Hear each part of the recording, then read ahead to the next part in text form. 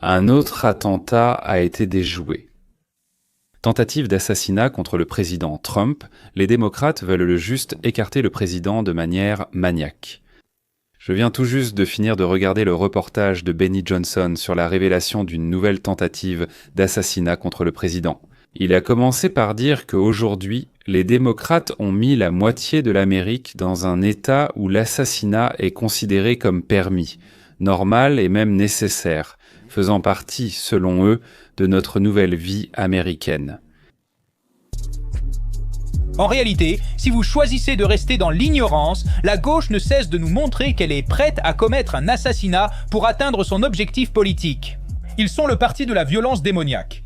Et même si ce vieil homme, ce monsieur en t-shirt avec l'inscription 8647, semble simplement essayer de plaisanter, en voyant la vraie vidéo, vous comprendrez à quel point ce mouvement est devenu horrible.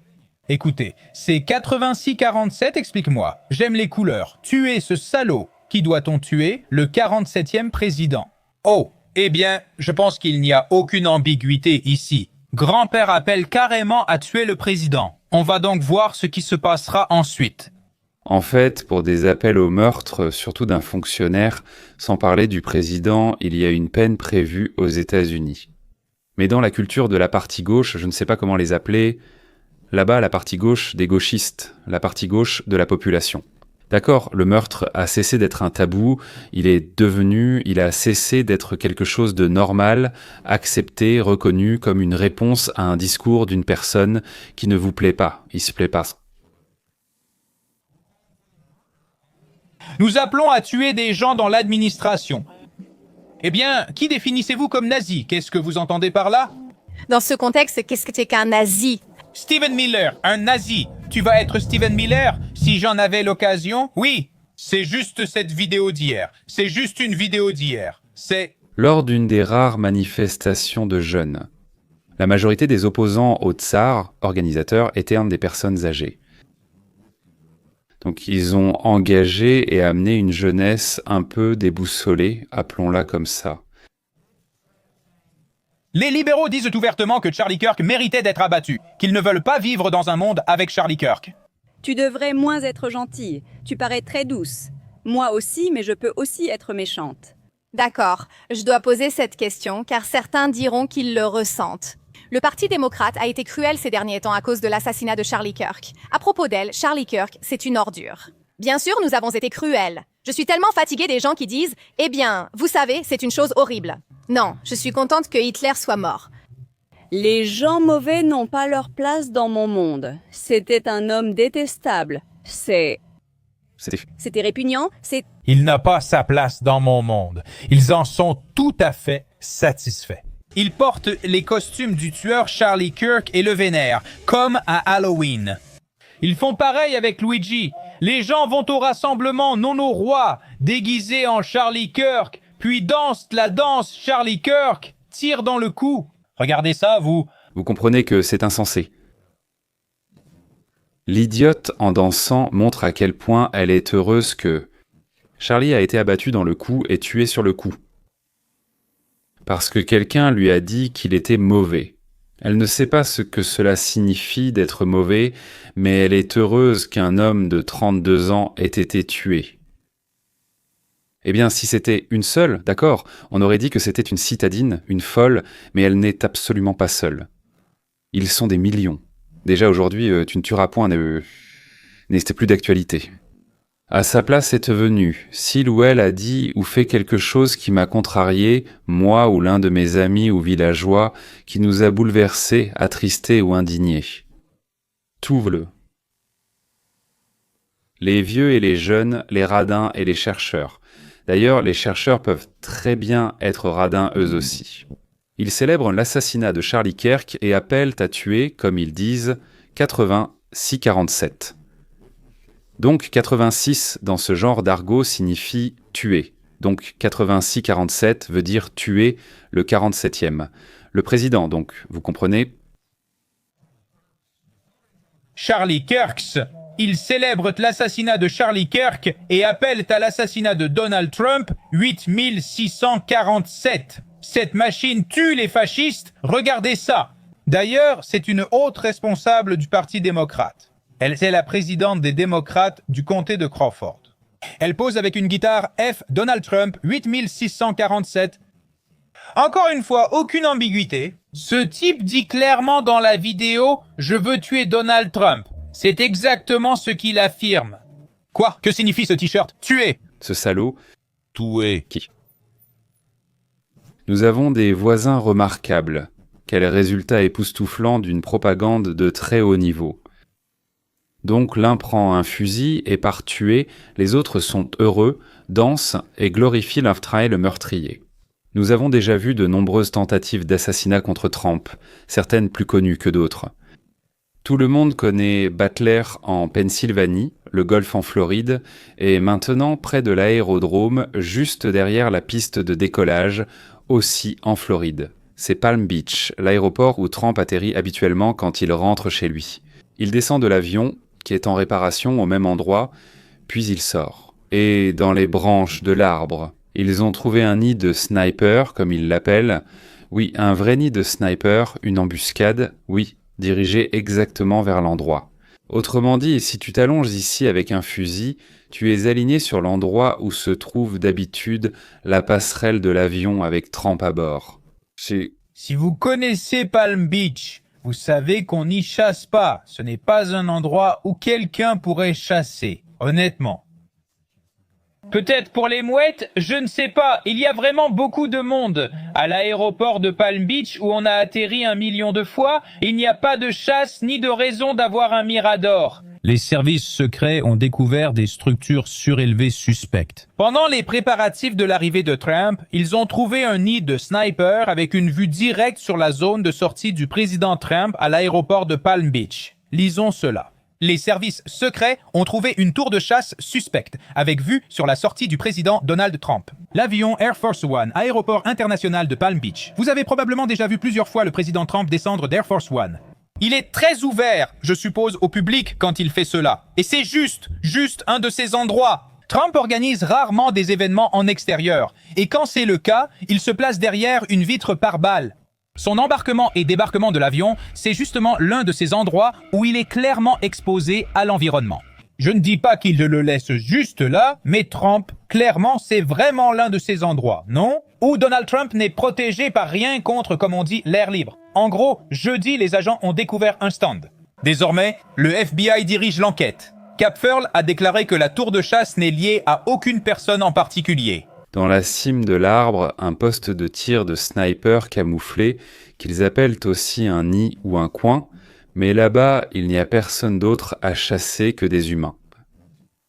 Lorsque le FBI inspectait les environs avant l'arrivée de Trump, ils ont trouvé ce refuge, dans lequel il n'y avait personne à ce moment-là. Il n'y avait aucune activité à proximité non plus. Le FBI est en train de collecter les enregistrements vidéo de toutes les caméras des environs. Mais je soupçonne fortement que les personnes qui ont fait cela savaient comment s'en protéger.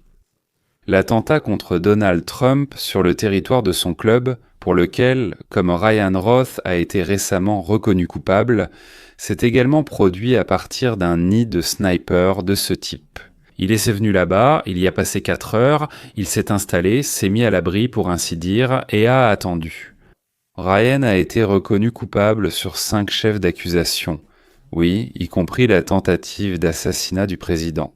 Donc, Ryan a maintenant 59 ans et j'espère vraiment qu'il passera le reste de sa vie en combinaison orange.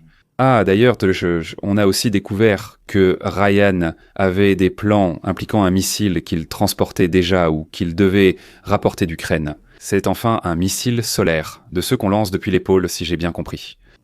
Donc, il prévoyait d'abattre l'avion du président avec ce missile à l'approche de cet aéroport, c'est-à-dire à l'approche de Palm Beach, là où on a trouvé ce nouveau repère.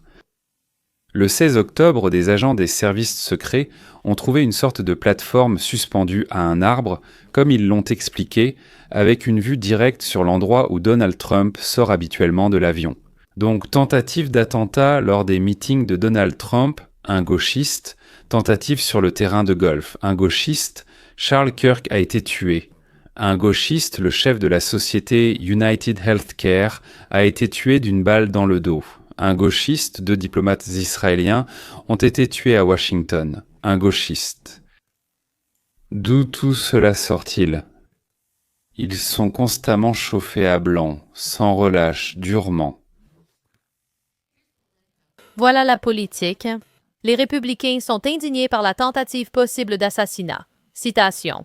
Ils vont continuer à essayer de tuer Trump, cite-t-il un républicain. Donc, encore une fois, le titre ne porte pas sur la tentative d'assassinat, mais sur le fait que des gens peuvent être indignés par cela.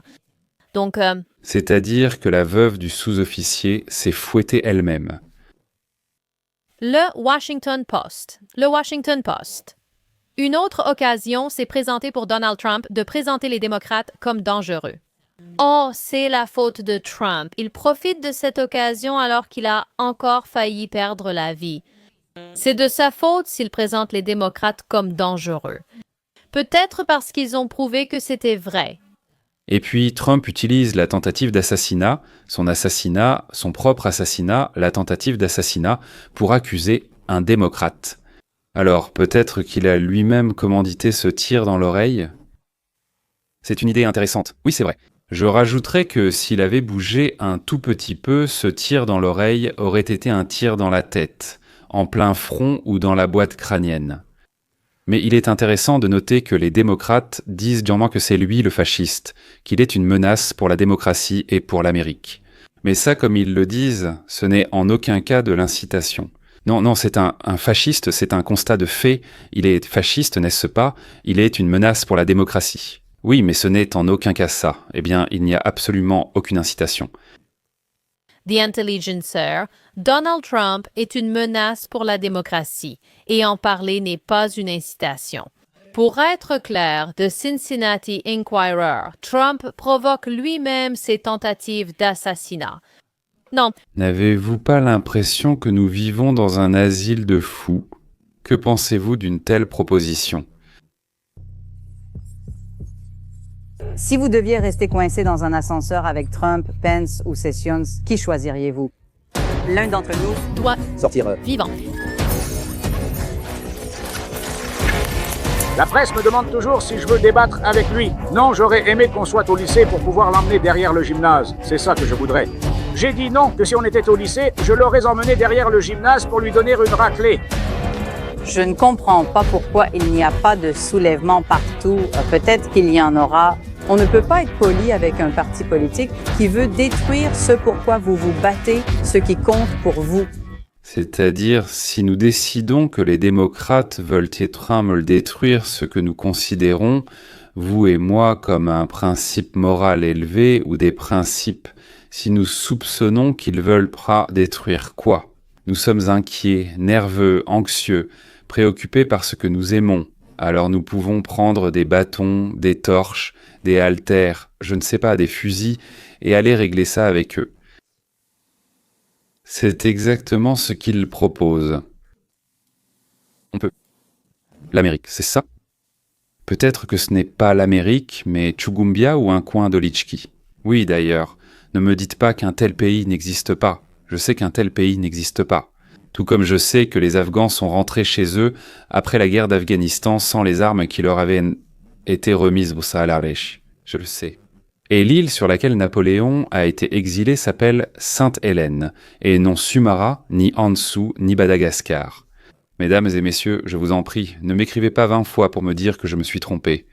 Oui, je me suis trompé, mais je le sais. Alors, Zuluzi, aussi appelé Kalimantak. D'ailleurs, Kalimantak, c'est bien moi, Pleistevo, et Pleistevo, c'est un endroit. Mais en aucun cas, ce n'est le Kilimandjaro. Voici une sélection réalisée par les avocats de Trump.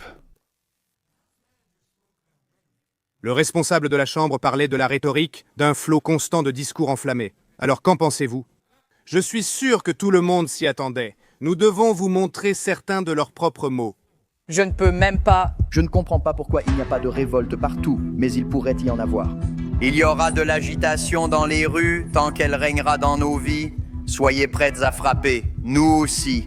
Donald Trump, je pense que tu devrais revenir et le frapper au visage. Il aurait dû le faire. Je vais aller éliminer Trump ce soir. Éliminez-les maintenant. C'était la dernière fois qu'un acteur tuait un président. Ils devront quand même sortir et tirer une balle sur Donald Trump. Montrez-moi où il est écrit que les manifestants doivent être polis et pacifiques. Et vous leur tenez tête et vous leur dites qu'ils ne sont plus les bienvenus nulle part. J'ai beaucoup pensé à faire exploser la Maison-Blanche. S'il vous plaît, faites face à certains membres du Congrès. Les gens feront ce qu'ils font. Je veux vous dire, Kvartsach, je veux vous dire, Kavan, vous avez déclenché un ouragan et vous en paierez le prix. Nous allons entrer là-bas, nous allons détruire. Et c'est juste un avertissement pour vous, les partisans de Trump. Soyez prudents, marchez prudemment, et pour ceux d'entre vous qui sont des soldats, faites-les payer. Une telle méchanceté ordinaire, une vraie chef de bande. Et ce n'est pas tout.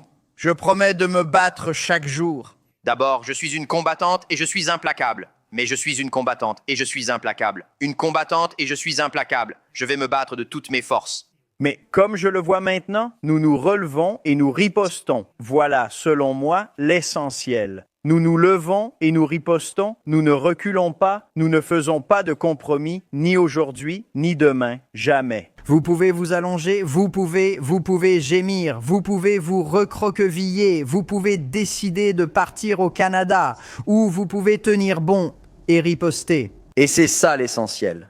Nous nous battons vraiment et nous allons nous battre.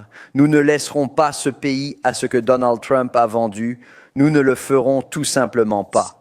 Écoutez, les gens sont bouleversés et ils ont le droit d'être bouleversés. Maintenant, nous pouvons nous plaindre, râler ou riposter. Je suis ici pour riposter. Je suis ici pour riposter. Parce que nous n'oublierons pas, nous ne voulons pas oublier. Nous allons utiliser cette vision pour nous assurer que nous nous battons plus fort, plus durement et avec plus de passion que jamais. Nous avons encore un combat à mener. Battez-vous ardemment pour les changements que les Américains exigent. Engagez-vous dans la lutte pour gagner ce combat. Battez-vous, combat, elle se bat. Employez tous les moyens pour lutter pour ce changement. Nous allons nous battre. Nous battre. Une lutte acharnée. Nous sommes déterminés à nous battre et à lutter. Nous devons avancer et riposter. Les problèmes, nous les nommons et nous nous battons. Je suis dans ce combat et moi je me bats. Rejoignez ce combat, efforcez-vous de lutter. Juan de Nimosnos reste dans la lutte, les retenus.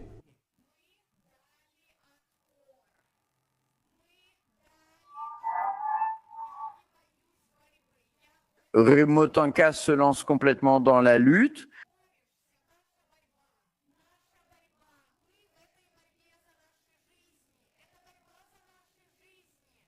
Nous attendons quelque chose de plus difficile afin que cette lutte ne se termine pas ce soir. C'est une lutte pour nos vies, pour la vie de nos amis et de notre famille, de nos membres et de nos voisins. C'est une lutte, et c'est une lutte que nous allons continuer. C'est une lutte, et c'est précisément pour cela que nous nous battons. Eh bien, je suis prête à me battre contre quiconque ne fait pas son travail pour nous. Je suis John Tester et j'approuve ce message. De nombreux combats nous attendent encore, et je suis prête à continuer à me battre. Il faut se battre, nous allons nous battre, nous allons nous battre, nous devons nous battre, et nous devons nous battre, nous allons nous battre. Il nous reste encore quelques combats. Je prendrai le privilège de quelques combats de plus. Et nous avons le plus grand combat de tous. Je n'arrêterai jamais de me battre. Je me battrai de toutes mes forces pour résister à n'importe qui. Nous devons dire haut et fort que nous sommes prêtes à nous battre à main nue.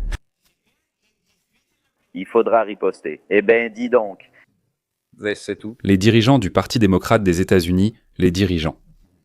Le combat doit avoir lieu. C'est tellement important que nous devons nous battre. Mène ce combat, nous nous sommes battus. Je me suis battu durement. Le temps compte aussi dans la lutte. Nous devons nous battre. Je le pense vraiment. Je pense que nous devons nous battre et refuser d'accepter cela. Nous continuerons à nous battre. Alors, moi... Je dis à mes collègues que c'est le combat de notre vie. De quel côté es-tu pour qui te bats-tu? Nous ne nous battons pas. Nous résistons ensemble. Nous n'allons pas simplement abandonner. Je vais simplement continuer à me battre. Ce que nous devons faire maintenant, c'est nous battre de toutes nos forces. Nous devons nous relever et riposter. C'est drôle et effrayant, les sous-titres. Ils utilisent d'un ton la terminologie pour exciter les personnes déséquilibrées. Ensuite, ils les recherchent et les amènent prudemment à maturité jusqu'à l'ébullition, leur permettant de trouver facilement des armes. Ils leur soufflent, disons, ou tendre une embuscade. Et cher Dima Torzok, je ne peux pas ne pas vous montrer Kamala. Kamaloshka l'anthropophage. C'est évidemment la première idée qui vient. Parlons d'abord de quelques lieutenants, puis d'elle.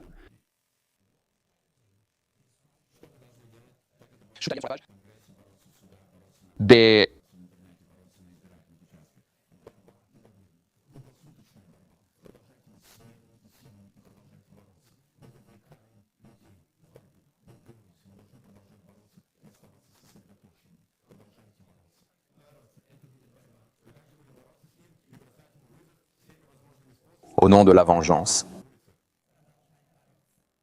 C'est tout simplement de la sénilité. Chacun de nous a un rôle important à jouer dans la lutte. Dans ce combat, comme dans beaucoup d'autres auparavant, c'était un combat. Le peuple américain devra se battre. Et sur l'importance du combat, je me battrai toujours. Je me battrai, mais nous devons toujours nous battre. Joe Biden a un engagement profond, profondément enraciné à se battre et à lutter. Et sur l'importance du combat, nous devons toujours nous battre, lutter, lutter et continuer à lutter, comme notre volonté de nous battre, de poursuivre le combat. Comme le dit Joe Biden, il faut se battre.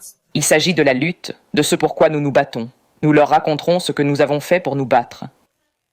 En effet, oh, je suis dans la lutte. Mais vraiment, je crois que nous sommes dans la lutte. Je crois que nous sommes dans la lutte. Je crois que nous sommes dans la lutte. Je crois que nous sommes dans la lutte. Nous avons un combat devant nous et nous sommes prêts à nous battre pour tout cela. Nous savons lutter. Notre persévérance demeure. La lutte continue. Merci, nous. Savons comment lutter. Désolé de vous avoir ennuyé avec Kamala, mais elle compte se présenter à nouveau à la présidence et inviter Acacia Cortez comme vice-présidente. Vous pouvez imaginer ça? Vous pouvez imaginer que ces deux-là... Oh, on n'a pas le droit de dire ce mot. Leur parti démocrate va voter pour elle. Vous pensez que ce sera le cas? Eh bien, j'espère que non. Mais regardez, ce Mandami va maintenant devenir maire de New York. Donc, cela aussi, c'est probablement possible. À votre avis, s'agit-il simplement d'un dialogue entre deux partis politiques ? Les deux partis souhaitent le bien et la prospérité de la patrie et voient simplement différentes façons d'atteindre cet objectif. Ou bien s'agit-il d'une sale et ignoble bagarre, d'un bourrage de crâne des esprits encore malléables contre ceux qui veulent et vont forcément vous faire du mal, qui le feront, c'est certain. C'est pourquoi il faut faire quelque chose. Non, je ne vais pas dire qu'il faut faire quelque chose. Merci. Si tu es un héros, vas-y et fais-le. Merci. Tant qu'il y a cette culture, c'est une lutte à mort. C'est exactement ça. D'ailleurs, comme nous l'avons déjà découvert, c'est une lutte à mort. Alors les tentatives d'assassinat continueront. La suite. Certaines seront spontanées, d'autres bien préparées seront de façon spontanée, par des personnes bien entraînées, avec l'argent de Soros des tueurs à gages. Tant que la culture de la haine ne sera pas éradiquée, il n'y aura pas de paix sous les oliviers. Jusqu'à la prochaine rencontre.